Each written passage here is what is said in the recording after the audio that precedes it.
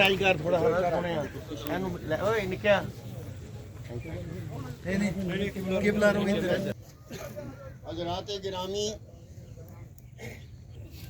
अपनी मौत की फिक्र दामनगीर में जाके दफन करते हैं। ये सारा अमल जो शरीयत के लिए और सबक लेने का निहायत गनीमत मौका है।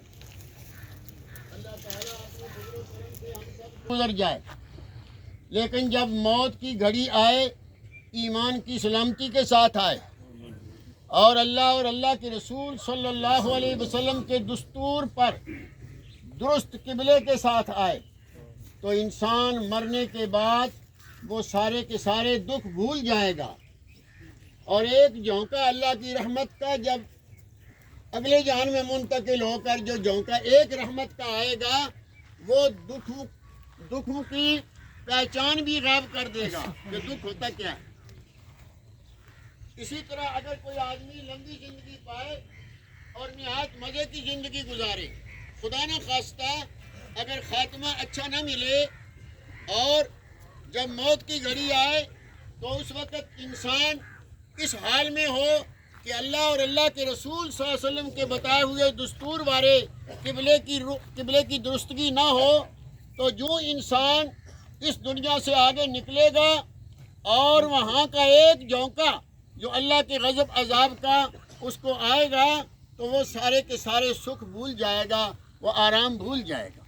अल्लाह ताला हमारे भाई जनाब राजा इल्तिमास खान साहब को जो उन पर ये वक्त आया है, अल्लाह ने आखिर में भी, वैसे तो बीमारी इनकी सालों पर मुहित है, लेकिन आखिर में ये जो हादसे के साथ 21 दिन उनके गुजरे हैं, उनमें 15 दिन 14 दिन रमज़ान शरीफ के हैं और अल्लाह ताला ने इसी में उनको अपने पास बुला लिया है। अल्लाह से हम दरख्वास्त करते हैं, उम्मीद रखते हैं कि अल्लाह ताला अपने बंदे की बख्शिश का ज़रिया इस बात को भी बना देंगे।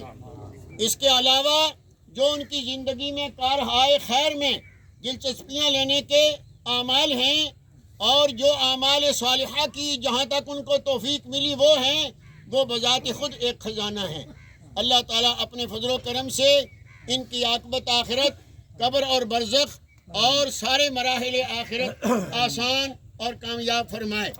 और अल्लाह ताला इनके जुमला पीछे सदमा ज़दगान जिनमें हम भी शामिल हैं, हमारे बहुत ही मुहिब और मुखलिस भाई दुनिया से गए, हमारे ऊपर से इनकी शफ़क़तों का व मेहरबानियों का साया उठ रहा है। अल्लाह ताला सब सदमा ज़दगान को सब्र जमील और अजर अजीम की तौफीक, अजर अजीम नसीब फरमाए। अल्लाह ताला अपने फजल व करम से जो कुछ अर्ज़ किया है, इसका पहले तो खुद मुझे अल्लाह तौफीक दे कि इसके मुताबिक अमल पर मैं हूँ, और अल्लाह ताला आपको भी इससे पूरा नफ़ा और फ़ायदा नसीब फरमाए।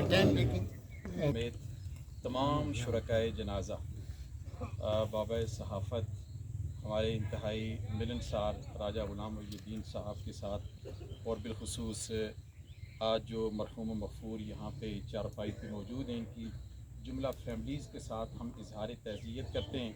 अल्लाह अज़्ज़ व जल्ला आपका इस जनाजा के अंदर शिरकत करना अपनी बारगाह में कबूल व मकबूल फरमाए। सिर्फ मैं 2 मिनट हैं, उसके बाद हम जनाजा पढ़ते हैं। हम में से हर शख्स की, चूँकि मुझसे पेश रो हज़रत मौलाना कारी अमीन साहब बड़ी इस्लाही गुफ्तगू फरमा रहे थे, मैं भी इसी को तसल्सल देना चाहता हूँ।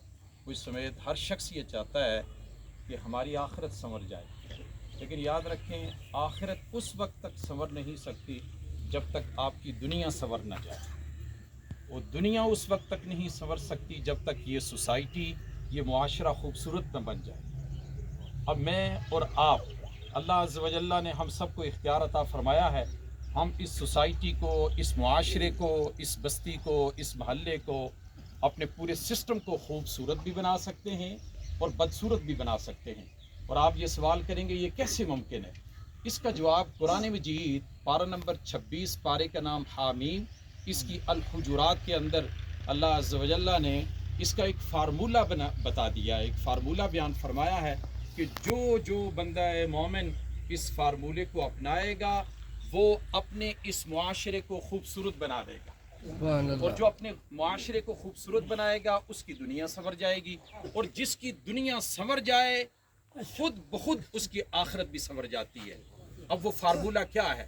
آئیے، اعوذ باللہ من الشیطان الرجیم، اللہ عز و جل ارشاد فرماتا ہے یا ایھا الذین آمنوا لا تقدموا بین یدی اللہ ورسولہ، کہ تم نے اللہ اور رسول سے آگے نہیں بڑھنا۔ آگے ارشاد فرمایا فتبینوا، جب تمہیں کوئی بات پہنچے تو تم نے خوب تحقیق کر لینی ہے۔ آگے ارشاد فرمایا وَأَقْسِطُوا، تم نے انصاف سے کام لینا ہے، اس سے آگے بڑھیں۔ اللہ عز و جل اسی فارمولے کے تحت ارشاد فرماتا ہے لا یسخر، کوئی مسلمان اپنے مسلمان بھائی کا مذاق نہ اڑائے، کوئی مسلمان خاتون اپنی مسلمان بہن کا مذاق نہ اڑائے۔ آگے ارشاد فرمایا ولا تلمزوا انفسکم، ایک دوسرے پر الزام تراشی نہ کیا کرو، ایک دوسرے پہ تانلا نہ کیا کرو، ایک دوسرے کو کافر، ایک دوسرے کو بدعتی، مشرک اور ایسے القابات اور برے ناموں سے نہ پکارا کرو۔ آگے قرآن کہتا ہے ولا تنابزوا بالالقاب، کہ برے ناموں سے بھی نہیں پکارنا۔ ولا تجسسوا، قرآن کہتا ہے اس مکھی کی طرح نہیں بننا۔ اگر تم اس معاشرے کو خوبصورت بنانا چاہتے ہو کہ جو اس ٹو میں رہتی ہے کہ کہاں گندگی ملے میں اس گندگی پہ بیٹھ جاؤں، اے ایمان والو اگر اپنی سوسائٹی کا حسن دیکھنا چاہتے ہو، اے ایمان والو اگر اس معاشرے کو خوبصورت بنانا چاہتے ہو، اپنے خواب کی تعبیر چاہتے ہو، تو پھر بتاؤ اپنے آپ کو اور اپنے بچوں کو بتاؤ اس مکھی کی طرح نہیں ہونا جو اس ٹو میں رہتی ہے کہ مجھے گندگی ملے میں اس گندگی پہ بیٹھوں، بلکہ اگر کسی مکھی کی جھلک اپنی اس چھوٹی سی ریاست کے اندر پیدا کرنا چاہتے ہو تو پھر شہد کی مکھی بن جاؤ۔ پھر فرمایا کہ تم ٹو میں لگے رہتے ہو کہ کسی کا نقص ملے، کسی کا عیب ملے، کسی کی کمزوری ملے، کسی کی خامی ملے، اس کو وائرل کر دیں۔ اب سوشل میڈیا پہ کامنٹ کرنے والے، شیئر کرنے والے، پھر اسی طرح سوشل میڈیا پہ لائک کرنے والے لوگ بھی اس چیز کو مد نظر رکھیں گے۔ اور پھر آگے قرآن کہتا ہے کہ اجتنبوا کثیرا من الظن، بدگمانی نہ کیا کرو، ولا یغتب بعضکم بعضا، ایک دوسرے کی غیبت نہ کیا کرو۔ اور آگے قرآن کہتا ہے جو ایک دوسرے کی غیبت کرتے ہیں کیا وہ یہ چاہتے ہیں کہ اپنے مردہ بھائی کا گوشت کھائیں؟ واتقوا اللہ، ان تمام معاملات میں اللہ سے ڈرتے رہو، اور ان معاملات کو درست کرنا تمہارا کام ہے، اس معاشرے کو خوبصورت بنانا اللہ کا کام ہے۔ اللہ اکبر۔